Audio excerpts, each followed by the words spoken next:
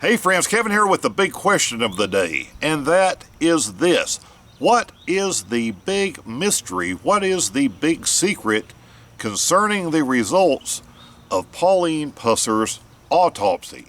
It has now been way over a year, and nothing has been released by the Tennessee Bureau of Investigations, at least that I have been able to find. This also makes me wonder why journalists in West Tennessee aren't keeping this question raised constantly. Because of the entire Buford Pusser Walking Tall saga, this is a pretty high-profile case. And I cannot remember any other really high-profile case where things like this were done and investigations were done and the results were never released to the public. Now, my understanding is the purpose of this autopsy was to exhume her body from 1967 to try to recover bullets, because an autopsy was not done at that time. And the reason for doing this autopsy was trying to match those bullets to various weapons, one of which supposedly had come into light just in the last few years. And one of the main theories, at least being pushed really hard by some, was that Buford Pusser would have had access to this. And this goes back to answering the question of, did he have any involvement in this?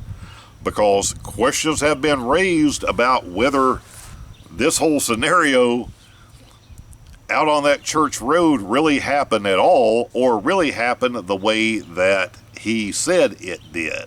In the late 1960s, of course, the Tennessee Bureau of Investigation, local authorities, they did not have things at their disposal like we have now. They also basically had no reason to doubt him. It was a pretty gruesome sight. So, based on investigative tactics at that time, they certainly didn't do anything wrong. But here we are way up in the 21st century, and these answers just aren't coming out. And it's pretty simple. Either the bullets recovered from the body are going to match, or they aren't, or are too heavily damaged somehow to be able to get a conclusive answer. So there are your three scenarios. It's really simple, and why that isn't being put out there, I don't have the answer to. There are people who stand to gain regardless of how this goes, because of course in that area there are festivals, there are a lot of things, and some money that is made from that Buford Pusser legacy of what the sheriff did, of what the sheriff's life was. And that's okay. It's very interesting. I have been there more than once. I have been and have videos up of all of these areas where these things took place. There are also those who have written books and pushed agendas over the years that Buford Pusser was not a good guy, and that Buford Pusser possibly had involvement in his wife's death. If that were to be proven with real evidence, of course, that would certainly taint the legacy and the people making money over on this side.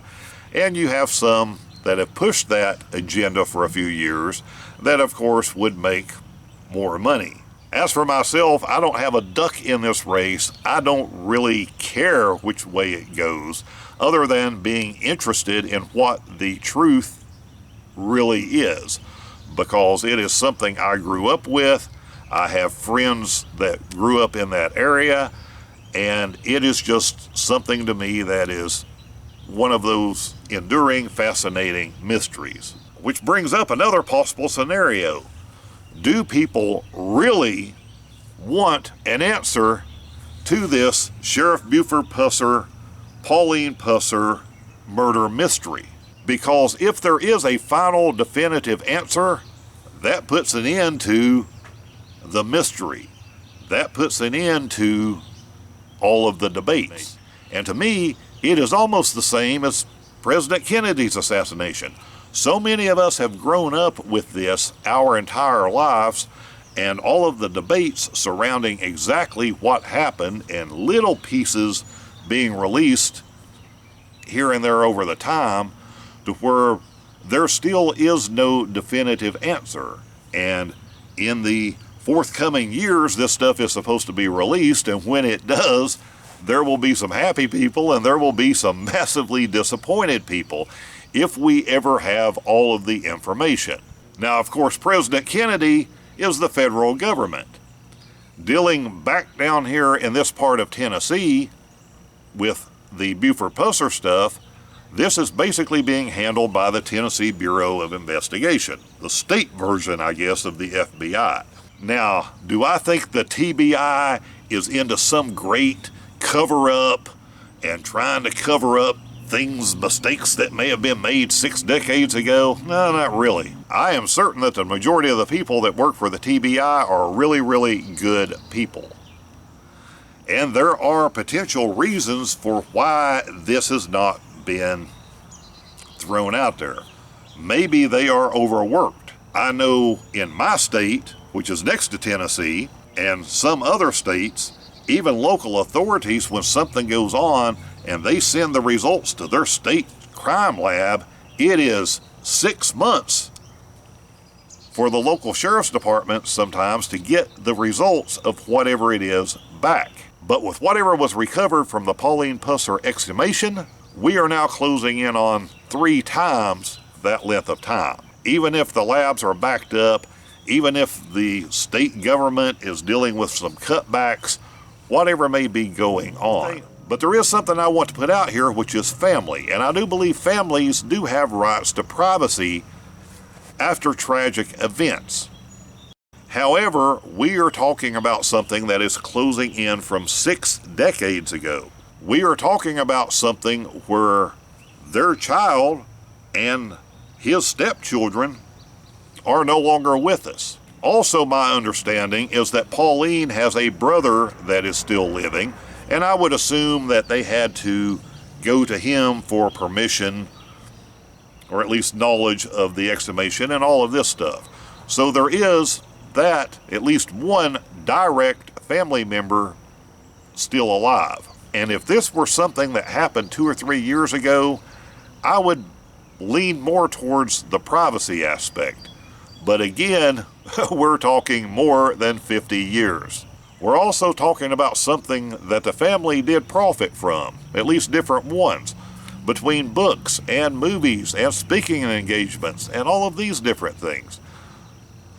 So when you weigh that in there, I think privacy for the family kind of goes out the window compared to a tragedy with someone that nobody had really heard of and was still very fresh.